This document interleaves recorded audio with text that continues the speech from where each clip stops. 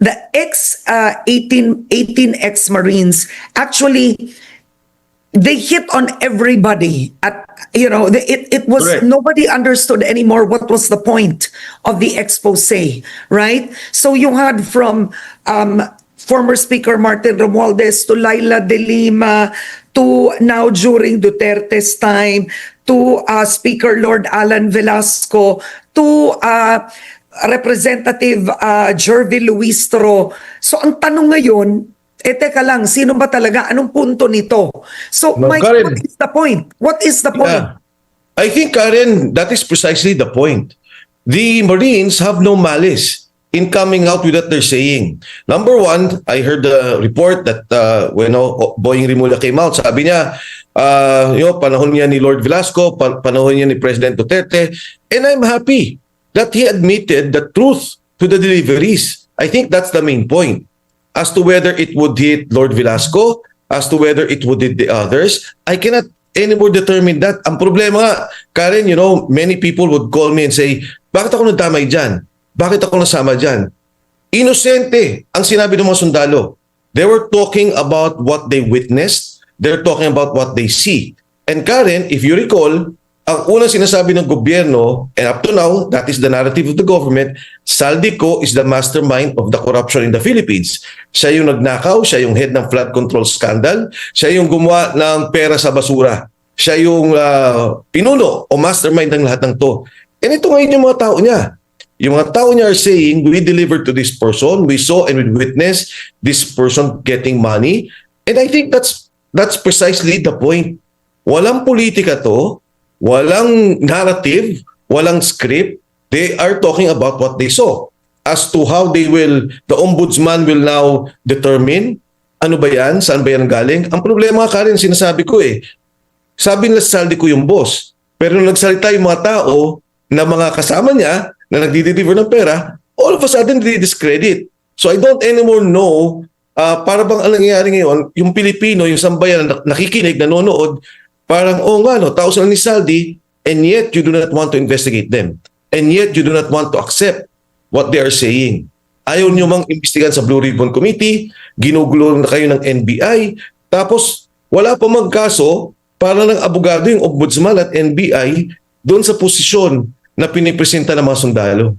Now, kasi in any investigation or in any expose, as we've seen through the years, it has to be focused, it's intended, there has to be a target and a conclusion that at least a result of a specific investigation. With the expose of the 18 ex-Marines, now it seems, who do we really want investigated? If I were to ask you now, who should the government investigate, considering that they've alleged that there are so many government officials who allegedly received money, and not all of them are exactly in the flood control scandal.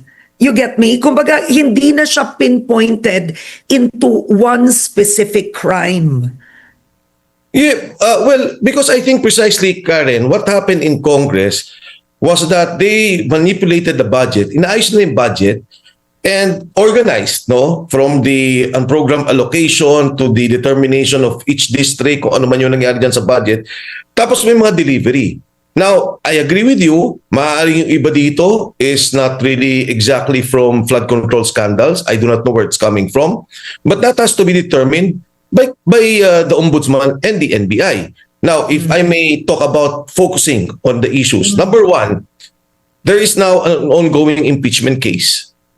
Si Congresswoman Luistro is included in the list of those given money, including some members of the House Justice Committee. I think it's only fair na tingnan itong mga taong to. Because while it is not yet the court, kahit yung fiscal o yung prosecutor, you can ask for a change of a prosecutor.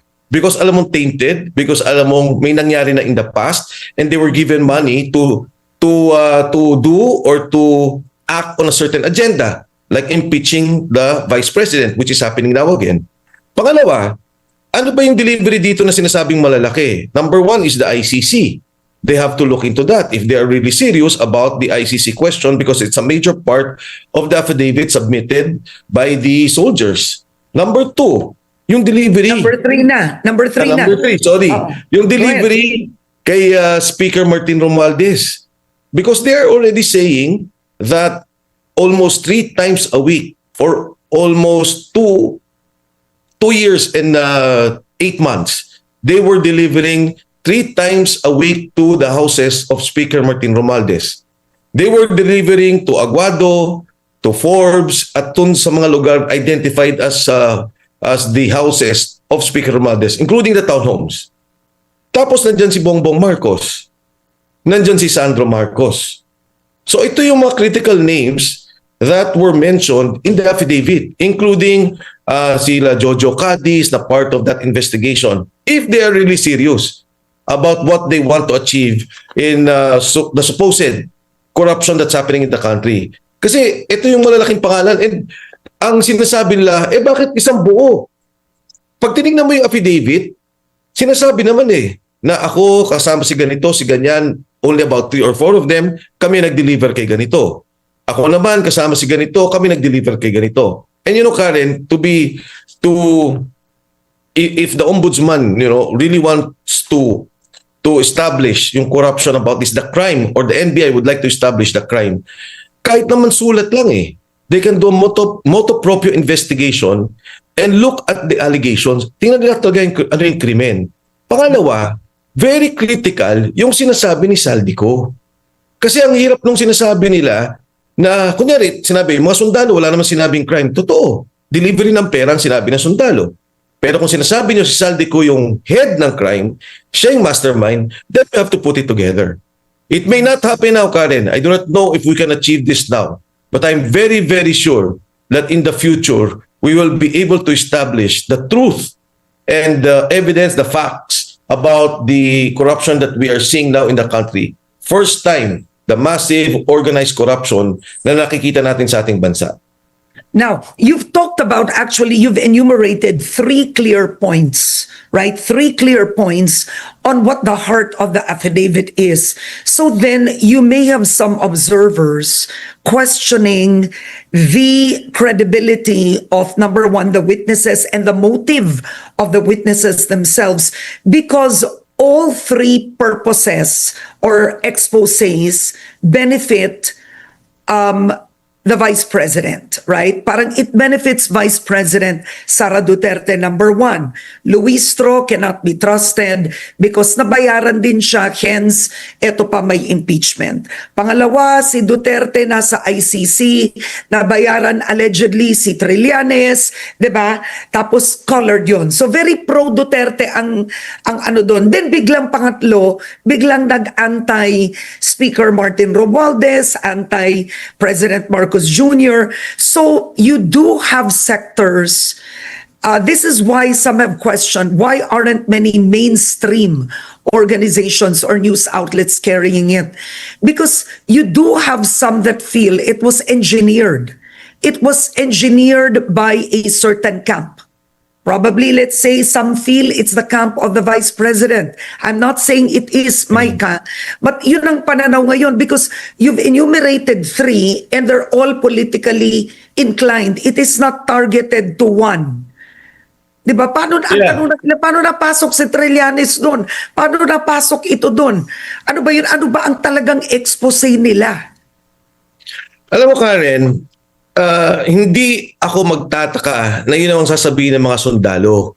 Because in the first place, yung organization ni President Bongbong Marcos, in terms of the resources, was handled by Saldico and Speaker Martin Romualdez. Sila yung main resource, pinanggagalingan ng pondo ng mga operation nila. Ano pang ginawa nilang operation? Di ba ang unang lang ginawang operation was the impeachment of Sara Duterte. So therefore, namimigay sila ng pera sa mga kaalyado nila. The second was to arrest President Rodrigo Duterte and bring him to The Hague. May ICC investigation. And yun din yung nakita ng mga sundalo. Yun din ang binibigyan na ng pera. You ask Saldico now. I spoken to Saldico. sasabihin naman niya sa'yo eh. Talagang You have namigis sila ng spoken. pera. Oo, Yes, I pero have. like, you've spoken to Zaldico recently?